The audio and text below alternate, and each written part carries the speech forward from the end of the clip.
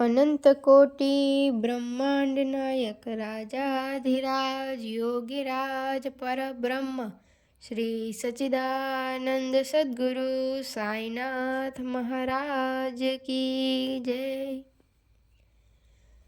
श्री साई सच्चरित्र अध्याय दूसरा। ग्रंथ लेखन का ध्येय कार्यारंभ में असमर्थता और साहस, गर्मा गर्म बहस, अर्थपूर्ण उपाधि हेमाड़ पंथ, गुरु की आवश्यकता। गत अध्याय में ग्रंथकार ने अपने मौलिक ग्रंथ श्री साई सच्चरित्र में उन कारणों पर प्रकाश डाला था जिनके द्वारा उन्हें ग्रंथ रचना के कार्य को आरंभ करने की प्रेरणा मिली। अब वे ग्रंथ पठन के योग्य अधिकारियों तथा अन्य विषयों का इस अध्याय में विवेचन करते हैं। ग्रंथ लेखन का हेतु। किस प्रकार हैजा के रोग के प्रकोप को आटा पिसवा कर तथा उसको ग्राम में बाहर फेंकवा कर रोका तथा उसका उन्मूलन किया, बाबा की इस लीला का प्रथम अध्याय में वर्णन किया जा चुका है। मैंने और भी लीलाएं सुनी जिसे मेरे हृदय को अति आनंद हुआ और यही आनंद का स्रोत काव्य रूप में प्रकट हुआ। मैंने यह भी सोचा कि इन महान आश्चर्यजनक लीलाओं का वर्णन बाबा के भक्तों के लिए मनोरंजन एवं शिक्षाप्रद सिद्ध होगा तथा उनके पाप समूल नष्ट हो जाएंगे। इसलिए मैंने बाबा की पवित्र जीवन गाथा और उनके मधुर उपदेशों का लेखन प्रारंभ कर दिया। श्री साईं की जीवनी न तो उलझनपूर्ण है और न संकीर्ण ही, वरन सत्य और आध्यात्मिक मार्ग का वास्तविक दिग्दर्शन कराती है। कार्य आरंभ करने में असमर्थता और साहस। श्री हेमड़ पंत को यह विचार आया कि मैं इस कार्य के लिए उपयुक्त पात्र नहीं हूँ। मैं तो अपने परम मित्र की जीवनी से भी भली भांति परिचित नहीं हूँ और न ही अपनी प्रकृति से। तब फिर मुझ सरीखा मूढ़मती भला एक महान संत पुरुष की जीवनी लिखने का दुस्साहस कैसे कर सकता है। अवतारों की प्रवृत्ति के वर्णन में वेद भी अपनी असमर्थता प्रकट करते हैं। किसी संत का चरित्र समझने के लिए स्वयं को पहले संत होना आवश्यक है। फिर मैं तो उनका गुणगान करने के सर्वथा अयोग्य ही हूँ। संत की जीवनी लिखने में एक महान साहस की आवश्यकता है और कहीं ऐसा न हो कि चार लोग के समक्ष हास्य का पात्र बनना पड़े। इसलिए श्री साईं बाबा की कृपा प्राप्त करने के लिए मैं ईश्वर से प्रार्थना करने लगा। महाराष्ट्र के संत श्रेष्ठ श्री ज्ञानेश्वर महाराज का कथन है कि संत चरित्र के रचयिता से परमात्मा अति प्रसन्न होता है। तुलसीदास जी ने भी कहा है कि साधु चरित शुभ से सरिस कपासु, नीरस विशद गुणमय फल जासु। जो सही दुख पर छिद्र दुरावा, वंदनीय जय ही जग जस पावा। भक्तों को भी संतों की सेवा करने की इच्छा बनी रहती है। संतों की कार्य पूर्ण करा लेने की प्रणाली भी विचित्र ही है। यथार्थ प्रेरणा तो संत ही किया करते हैं। भक्तता निमित्त मात्र या कहिए कि कार्यपूर्ति के लिए एम यंत्र मात्र है। उदाहरणार्थ सक सन 1700 में कवि महीपति को संत चरित्र लेखन की प्रेरणा हुई।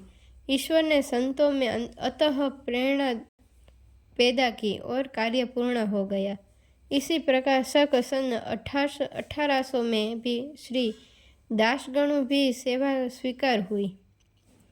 महीपति ने 4 काव्य रचे, भक्त विजय, संत विजय, भक्त लीलामृत और संत लीलामृत, और दासगणु ने केवल 2, भक्त लीलामृत और संत कथामृत, जिसमें आधुनिक संतों के चरित्रों का वर्णन है। भक्त लीलामृत के अध्याय 31, 32 और 33 तथा संत कथामृत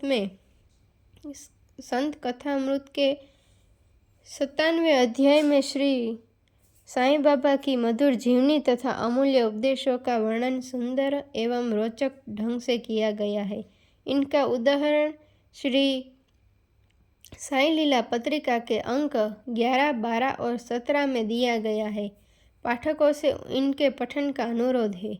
इसी प्रकार श्री साईं बाबा की अद्भुत लीलाओं का वर्णन एक बहुत सुंदर छोटी सी पुस्तिका श्री साईनाथ भजनमाला में किया गया है। इसकी रचना बांद्रा की श्रीमती सावित्रीबाई रघुनाथ तेंदुलकर ने की है। श्री दासगणु महाराज ने भी श्री साईं बाबा पर कई मधुर कविताओं की रचना की है। एक और भक्त अमीदास भवानी मेहता ने भी बाबा की कुछ कथाओं को गुजराती में प्रकाशित किया है। साईं प्रभा नामक पत्रिका में भी कुछ लीलाएं शिरडी के दक्षिणा भिक्षा संस्थान द्वारा प्रकाशित की गई है। अब प्रश्न यह उठता है कि जब श्री साईनाथ महाराज के जीवन पर प्रकाश डालने वाला इतना साहित्य उपलब्ध है, फिर और एक ग्रंथ साईं सच्चरित्र रचने की आवश्यकता ही कहाँ पैदा होती है। इसका उत्तर केवल यही है कि श्री साईं बाबा की जीवनी सागर के सदृश अगाध, विस्तृत और अथाह है। यदि उसमें गहरे गोते लगाए जाए तो ज्ञान एवं भक्ति रूपी अमूल्य रत्नों की सहज ही प्राप्ति हो सकती है, जिससे मुमुक्षुओं का बहुत लाभ होगा। श्री साईं बाबा की जीवनी, उनके दृष्टांत एवं उपदेश महान आश्चर्य से परिपूर्ण है। दुख और दुर्भाग्यग्रस्त मानवों को इनसे शांति और सुख प्राप्त होगा तथा लोक व परलोक में श्रेयस की प्राप्ति होगी।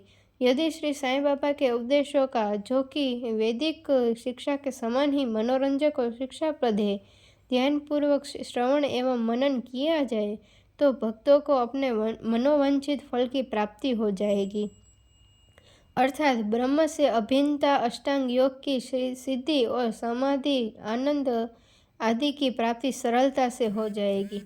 यह सोचकर ही मैंने चरित्र की कथाओं को संकलित करना प्रारंभ कर दिया। साथ ही यह विचार भी आया कि मेरे लिए सबसे उत्तम साधना भी केवल यही है। जो भोले भाले प्राणी श्री साईं बाबा के दर्शनों से अपने नेत्र सफल करने के सौभाग्यों से वंचित रहे हैं, उन्हें यह चरित्र अति आनंददायक प्रतीत होगा। अतः मैंने भी अपना अहंकार उनके श्री चरणों पर न्योछावर कर दिया। मैंने सोचा कि अब मेरा पथ अति सुगम हो गया है और बाबा मुझे इहलोक पर और परलोक में सुखी बना देंगे। मैं स्वयं बाबा की आज्ञा प्राप्त करने का साहस नहीं कर सकता था। अतः मैंने श्री माधवराव उपनाम श्यामा से, जो कि बाबा के अंतरंग भक्तों में से थे, इस हेतु प्रार्थना की। उन्होंने इस कार्य के निमित्त श्री साईं बाबा से विनम्र शब्दों में इस प्रकार प्रार्थना की। ये अन्ना साहेब आपकी जीवनी लिखने के लिए अति उत्सुक है, परंतु आप कृपया ऐसा न कहना कि मैं तो फकीर हूँ तथा मेरी जीवनी लिखने की आवश्यकता ही क्या है। आपकी केवल कृपा और अनुमति से ही ये लिख सकेंगे, अथवा आपके श्री चरणों का पुण्य प्रताप ही इस कार्य को सफल बना देगा। आपकी अनुमति तथा आशीर्वाद के अभाव में कोई भी कार्य यशस्वी नहीं हो सकता। यह प्रार्थना सुनकर बाबा को दया आ गई। उन्होंने आश्वासन और उदी देकर अपना वरद हस्त मेरे मस्तक पर रखा और कहने लगे कि इन्हें जीवनी और दृष्टांतों को एकत्रित कर लिपिबद्ध करने दो। मैं इनकी सहायता करूंगा। मैं स्वयं ही अपनी जीवनी लिखकर भक्तों की इच्छा पूर्ण करूंगा, परंतु इनको अपना अहम त्याग कर मेरी शरण में आना चाहिए। जो अपने जीवन में इस प्रकार का आचरण करते हैं, उसकी मैं अत्यधिक सहायता करता हूँ। मेरी जीवन कथाओं की बात तो सहज है, मैं तो इन्हें घर बैठे अनेक प्रकार से सहायता पहुँचाता हूँ। जब इनका अहम पूर्णतः नष्ट हो जाएगा और खोजने पर लेश मात्र भी न मिलेगा, तब मैं इनके अंतःकरण में प्रकट होकर स्वयं ही अपनी जीवनी लिखूंगा। मेरे चरित्र और उपदेशों के श्रवण मात्र से ही भक्तों के हृदय में श्रद्धा जागृत होकर सरलतापूर्वक आत्मानुभूति एवं परमानंद की प्राप्ति होगी। ग्रंथ में अपने मत का प्रतिपादन और दूसरों का खंडन तथा अन्य किसी विषय के पक्ष या विपक्ष में व्यर्थ के वाद विवाद की कुचेष्टा नहीं होनी चाहिए। अर्थपूर्ण उपाधि हेमाड़ पंथ। वाद विवाद शब्द से हमको स्मरण हो आया कि मैंने पाठकों को वचन दिया है कि हेमाड़ पंथ उपाधि किस प्रकार प्राप्त हुई इसका वर्णन करूँगा। अब मैं उसका वर्णन करता हूँ। श्री काका साहेब दीक्षित व नाना साहेब चांदोरकर मेरे अति घनिष्ठ मित्रों में से थे। उन्होंने मुझसे शिरडी जाकर श्री साईं बाबा के दर्शनों लाभ उठाने का अनुरोध किया। मैंने उन्हें वचन दिया, परंतु कुछ बाधा आ जाने के कारण मैं शिरडी यात्रा स्थगित हो गई। मेरे घनिष्ठ मित्र का पुत्र लोनावाला में रोगग्रस्त हो गया था। उन्होंने सभी संभव आदि भौतिक और आध्यात्मिक उपचार किए, परंतु सभी प्रयत्न निष्फल हुए और ज्वर किसी प्रकार भी कम न हुआ। यह घटना देखकर मुझे विचार आया कि जब गुरु एक बालक के प्राणों की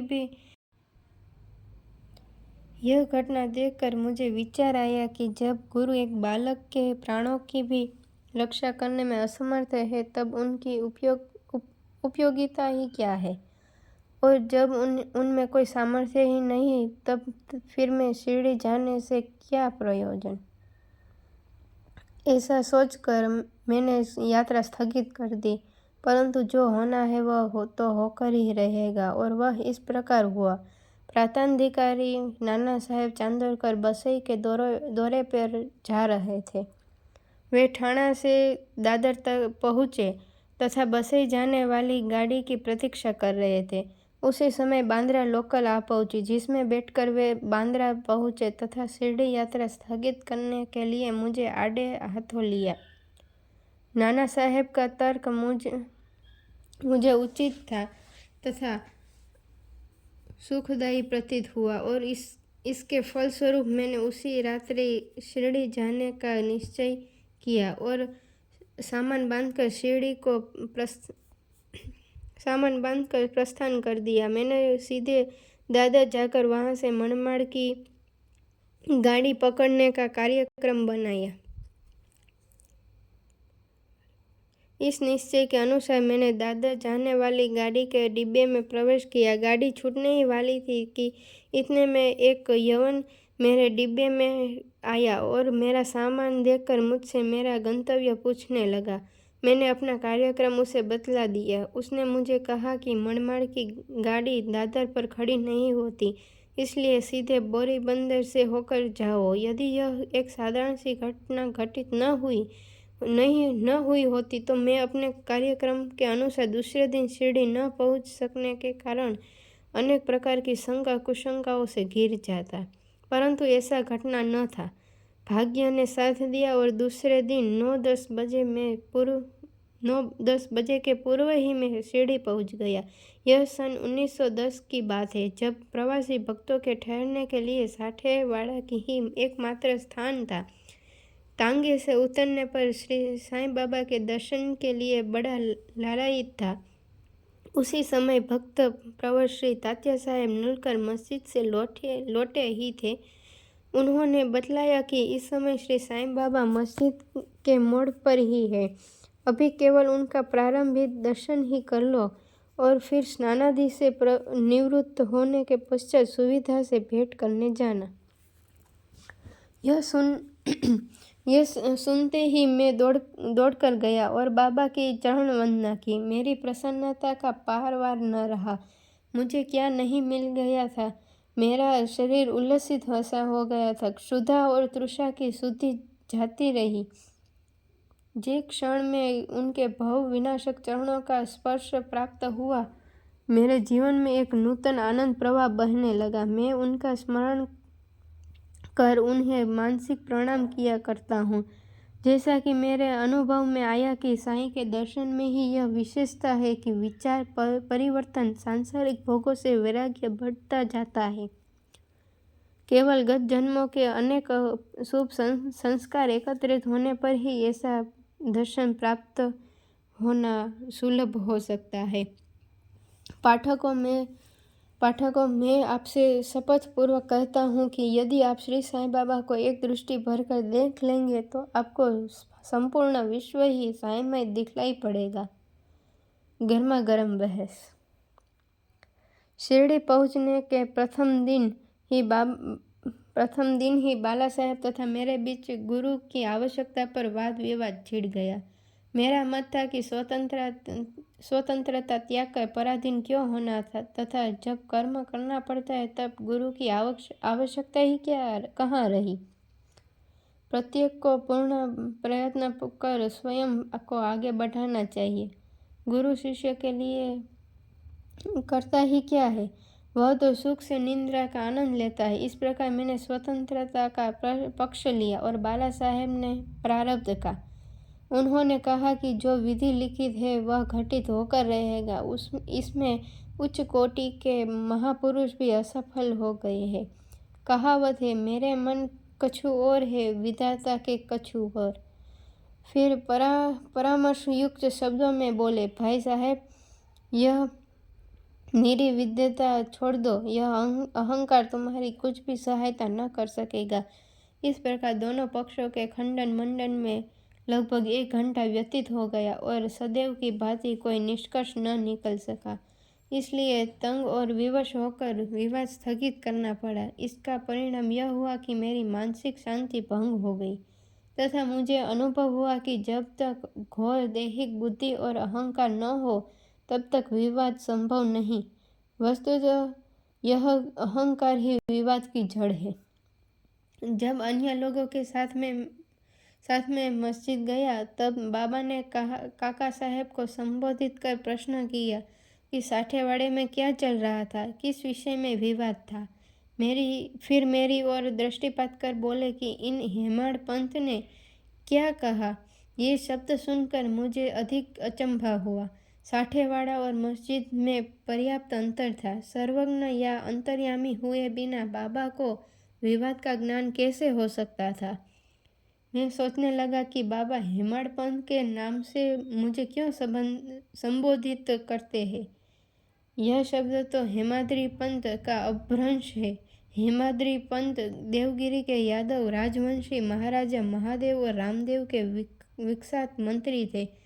वे उच्च कोटि के विद्वान, उत्तम प्रकृति और चतुर्वर्ग चिंतामणि और राज प्रशस्ति जैसे उत्तम काव्यों के रचयिता थे। उन्होंने ही हिसाब किताब रखने की नवीन प्रणाली का आविष्कार किया था और बही खाते की पद्धति को जन्म दिया था। और कहाँ मैं इसके विपरीत एक अज्ञानी, मूर्ख और मंदमती हूँ। अतः मेरी समझ में यह न आ सका कि मुझे इस विशेष उपाधि से विभूषित करने का क्या तात्पर्य है। गहन विचार करने पर मैं इस निष्कर्ष पर पहुंचा कि कहीं मेरे अहंकार को चूर्ण करने के लिए ही तो बाबा ने इस अस्त्र का प्रयोग नहीं किया है, ताकि मैं भविष्य में सदैव के लिए निराभिमानी एवं विनम्र हो जाऊं। अथवा कहीं यह मेरे चातुर्य के उपलक्ष्य में ही मेरी प्रशंसा तो नहीं है। भविष्य पर दृष्टिपात करने से प्रतीत होता है कि बाबा के द्वारा हेमाड़ पंत की उपाधि से विभूषित करना कितना अर्थपूर्ण और भविष्य गोचर था। सर्वविदित है कि कालांतर में दाभोलकर ने श्री साईं बाबा संस्थान का प्रबंध कितने सुचारू एवं विद्वतापूर्ण ढंग से किया था। हिसाब किताब आदि कितने उत्तम प्रकार से रखे तथा साथ ही साथ महाकाव्य साईं सच्चरित्र की रचना भी की। इस ग्रंथ में महत्वपूर्ण और आध्यात्मिक विषयों जैसे ज्ञान, भक्ति, वैराग्य, शरणागति व आत्मनिवेदन आदि का समावेश है। गुरु की आवश्यकता। इस विषय में बाबा ने क्या उद्गार प्रकट किए, इस पर हेमाड़ पंत द्वारा लिखित कोई लेख या स्मृति पत्र प्राप्त नहीं है, परंतु काका साहेब दीक्षित ने इस विषय पर उनके लेख प्रकाशित किए हैं। बाबा से भेंट करने के दूसरे दिन हेमाड़ पंत और काका साहेब ने मस्जिद में जाकर घर लौटने की अनुमति मांगी। बाबा ने स्वीकृति दे दी। किसी ने प्रश्न किया, बाबा कहाँ जाए?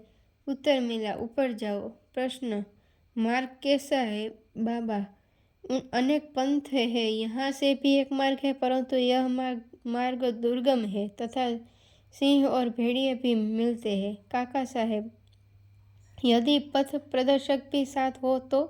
बाबा, तब कोई कष्ट न होगा। पथ दर्शक तुम्हारी सिंह, भेड़िए और खंदकों से रक्षा कर तुम्हें सीधे निर्दिष्ट स्थान पर पहुंचा देगा, परंतु उसके अभाव में जंगल में मार्ग भूलने या गड्ढे में गिर जाने की संभावना है। दाभोलकर भी उपर्युक्त प्रसंग के अवसर पर वहाँ उपस्थित थे। उन्होंने सोचा कि जो कुछ बाबा कह रहे हैं वह गुरु की आवश्यकता क्यों है, इस प्रश्न का उत्तर है।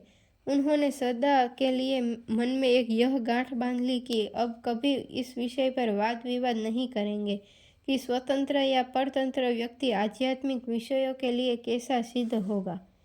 प्रत्युत इसके विपरीत यथार्थ में परमार्थ लाभ केवल गुरु के उपदेश पालन में ही निहित है। इन उपदेशों का वर्णन मूल काव्य ग्रंथ के इसी अध्याय में किया गया है, जिसमें लिखा है कि राम और कृष्ण महान अवतारी होते हुए भी आत्मानुभूति के लिए राम को अपने गुरु वशिष्ठ और कृष्ण को अपने गुरु सांदीपनि की शरण में जाना पड़ा था। इस मार्ग में उन्नति प्राप्त करने के लिए केवल श्रद्धा और धैर्य, ये ही दो गुण सहायक है। श्री सद्गुरु साईनाथार्पणमस्तु। शुभम भवतु।